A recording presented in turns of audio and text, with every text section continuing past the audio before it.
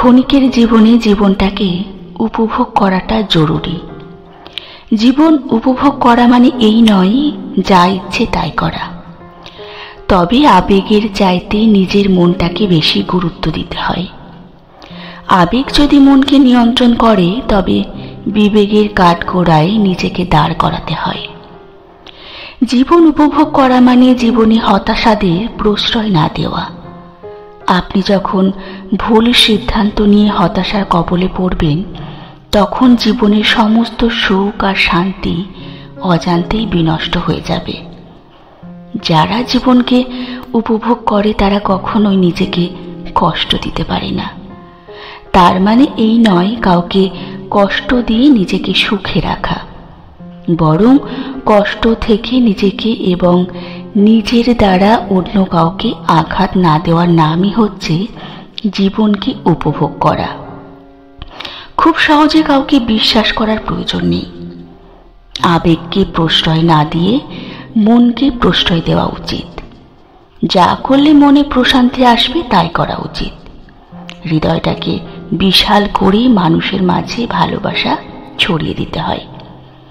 প্রত্যাশার মাত্রা কমিয়ে নিজেকে মুক্ত আকাশে ছেড়ে দিতে হয়, আর তাদের সাথে সময় কাটাতে হয় যারা হাসায়, আনন্দ দেয়।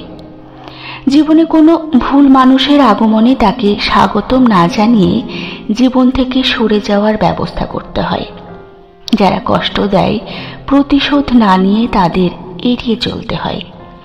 জীবনে সব মানুষই কষ্ট দেয় না, খুব গুটি কয়েক মানুষ আছে যারা আপনাকে কষ্ট দেয়, আর এই গুটি কয়েক মানুষকে এড়িয়ে চলতে পারলে জীবন সুন্দর। জীবন খুব সহজ নয়, আবার খুব সস্তাও নয়। ব্যক্তিত্ব ধরে রেখে জীবনটাকে উপভোগ করাটাও এক প্রকার সুখ, আর এই সুখ সবাই উপভোগ করতে পারে না।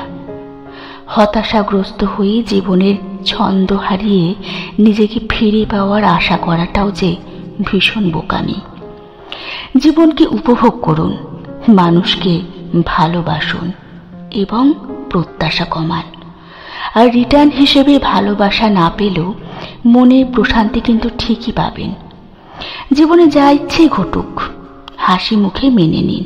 মনে রাখবেন, রবের পরিকল্পনা ছাড়া কারো জীবনে কোনো কিছুই ঘটে না, কোনো কিছুই ঘটে না।